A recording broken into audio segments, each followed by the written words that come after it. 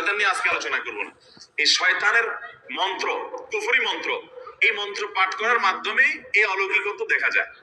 কি হয়েছে, একটা লোকের নাম দেয় পাতা, আসলে ওরকম আদতে কোনো পাতা না, একটা ব্যক্তি। তো ওই ব্যক্তিকে দূর থেকে একজন জাদুকর সে মাটিতে এরকম মন্ত্র পড়ে, ওই যে যারে নাম দিছে পাতা তার সে নিজেও জাদুকর, তার কাজ হলো সে মন্ত্র পড়ে পড়ে নিজেকে এক জায়গায় ধরে রাখবে, আর এর কাজ হলো ওরে মন্ত্র পড়ে পড়ে একটা দাগ দেওয়া আছে, দাগ পর্যন্ত নিয়ে আসবে, টেনে নিয়ে আসবে মন্ত্রের কারণে। অবাক করা বিষয় না? এবং সত্যি আনতে পারে, এই মন্ত্র দিয়ে আনে, তো আনলে এই জাদুকর জিতে যায়, আর যদি টিকে যায় তাহলে সে জিতে যায়। এই পাতা খেলা বাংলাদেশে অনেক এলাকাতে বেশ বহুল প্রচলিত, হাজার হাজার মানুষ উপভোগ করে। এই যে কুফরি কালাম পড়ে অনেক অলৌকিক কাজ করা যায়। একটা আস্ত সুস্থ মানুষ অসুস্থ হয়ে একদম কবর পর্যন্ত চলে যাবে, টের পাবেন না, তোর ভয়াবহ রোগ হবে এই ব্ল্যাক ম্যাজিকের কারণে। কালো জাদু, এটা যে বললাম খেলোয়াড়দেরকে পর্যন্ত করা হয়।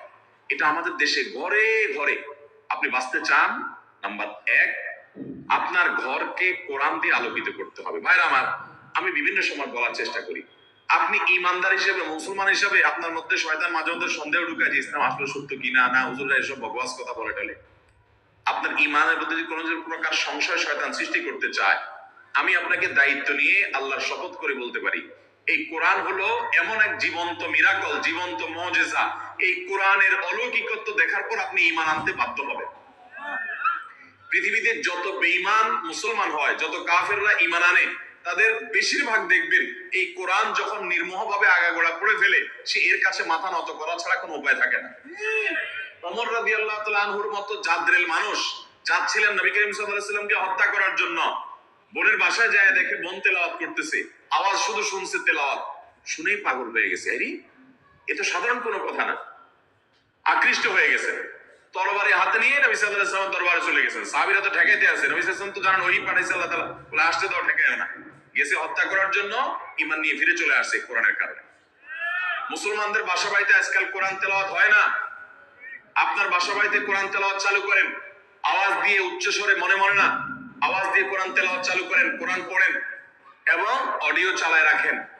ব্ল্যাক ম্যাজিক, দুষ্টজির উপদ্রব থেকে বাঁচার জন্য এটা মহা ঔষধ। বিশেষ করে একটা সূরা, সূরা বাকারা জোরে জোরে নিজেরা তেলাওয়াত করেন। তেলাওয়াত করতে পারেন না তো অডিও চালায় রাখেন। সূরা বাকারার তেলাওয়াত যত বেশি ভাষায় চালু করে রাখবেন, নবী সাল্লাল্লাহু আলাইহি ওয়াসাল্লাম হাদিসে বলা আছে, দুষ্টজিন এবং শয়তান ভাষায় প্রভাব ফেলতে পারবে না। এক। দ্বিতীয় আমল, তাহলে কোরআন বেশি বেশি পড়বেন, বিশেষ করে সূরা বাকারা। দ্বিতীয় আমল হলো সকাল সন্ধ্যার দোয়া এবং জিকির, এগুলা নিয়মিত পড়বেন, এগুলা রক্ষা কবচের মতো কাজ দেয়। তৃতীয় আমল হলো ঘরের মধ্যে কোনো হারাম জিনিস রাখবেন না, ছবি টবি এটা সেটা রাখবেন না, এবং গুনাহমুক্ত রাখবেন বা ঘরকে। 4 নম্বর আমল হলো যতবার বাসায় ঢুকবেন বিসমিল্লাহ বলে ঢুকবেন, বের হওয়ার সময় বিসমিল্লাহ বলে বের হবেন। টয়লেটের দরজাগুলো বন্ধ রাখবেন, ঢুকতে বিসমিল্লাহ পড়ে বের হওয়া ঢুকবেন, এই দোয়া পড়ে ঢুকবেন, বের হওয়ার সময় দোয়া পড়ে বের হবেন। খাওয়ার সময় বিসমিল্লাহ পড়ে খাবেন, প্রত্যেকটা কাজে বিসমিল্লাহ করবেন, শয়তান অংশগ্রহণ করতে পারবে না ইনশাআল্লাহ। আর বিশেষভাবে 3 কুল সকাল সন্ধ্যায়, কুল আল্লাহ, কুল ফালাক, কুল রব্বিন নাস, 3 বার সকাল সন্ধ্যার আমলের মধ্যে এটা চলে আসছে। আলাদা করে এটা রাতে, সকাল সন্ধ্যায় বিভিন্ন সময় পড়বেন ইনশাআল্লাহ। বেদিন আল্লাহ তাআলা এই দুষ্টজিন এবং ব্ল্যাক ম্যাজিক থেকে বেঁচে থাকার তৌফিক দান করবেন। এরপরে প্রশ্ন হলো, আসুন্নাহ ফাউন্ডেশনের দেওয়া অফিস আসিফ হুজুরকে দিয়ে রুকিয়া করা হয়েছে, আপনি কি রুকিয়া করেন? না ভাই, আমি রুকিয়া করি না। তবে আমরা অনেক রাকিকে চিনি ব্যক্তিগতভাবে, কেউ চাইলে বলি ভাই অমুকের কাছে যান, বিভিন্ন রাকিরা আছে, আপনারা অনলাইনে বুঝতে পারেন। বিভিন্ন এলাকায় অসুখ বিসুখ যাতে কম হয়, বার্ষিক সিন্নি, খোদাই সিন্নি, মহরমের সিন্নি নামে বিভিন্ন সিন্নি করা হয়, এগুলো করা কতটুকু বৈধ? অসুখ বিসুখ হলে আল্লাহর কাছে তওবা ইস্তেগফার করবেন, দোয়া পড়বেন এবং ডাক্তারের কাছে যাবেন। অসুখ বিসুখের জন্য দান সাদাকা করবেন।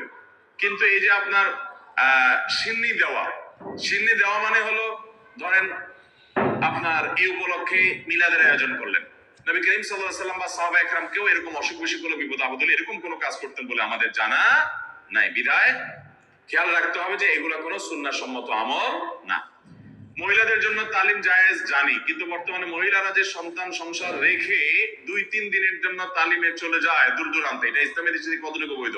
এটা সম্পূর্ণ অবৈধ কাজ। অনেক জেলাতে আছে মহিলারা স্বামীর সংসার রেখে অনেক দূরে চলে যায় আরেক জেলাতে, এবং এইসব তালিমের জন্য মহিলাদেরকে যারা ফুসলায়, সংসার রেখে ছেলে মেয়ে রেখে চলে যায়, তারা বলে আরে আল্লাহর নির্দেশ বড় না স্বামীর নির্দেশ বড়, রাখো তোমার স্বামীর নির্দেশ মানা লাগবে না। তো আল্লাহ কি তোমার আরেক জেলা যাওয়ার নির্দেশ করছে? কোথায় কোরআনে বলছে যে অমুক জেলা যাও? এগুলো সব শয়তানের বুঝ। স্বামী অথবা বাবা, বড় ভাই, অভিভাবকের নির্দেশ বাদ দিয়া মাহরাম ছাড়া যদি আরেক জেলা সফর করে, আরে মাহরাম ছাড়া তো হজ করা পর্যন্ত জায়েজ নেই।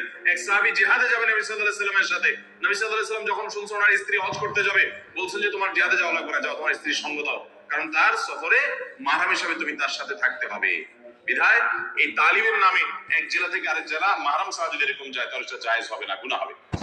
এরপর প্রশ্ন হলো, ভুল করে বা রাগের মাথায় যদি কসম করি, কিন্তু পরে দেখা গেল আমি যেটা কসম করেছি যে আমি এটা কখনোই করব না, কিন্তু সেই কাজটা আমি বাধ্য হয়ে করে ফেললাম, তাহলে এই ক্ষেত্রে আমার করণীয় কি? এই ক্ষেত্রে আপনার করণীয় হলো কাফারা দিবেন। কসমের কাফারা হলো হয় 10 জন মিসকিনকে খাদ্য দান করবেন, আর না হলে 3 দিন রোজা রাখবেন।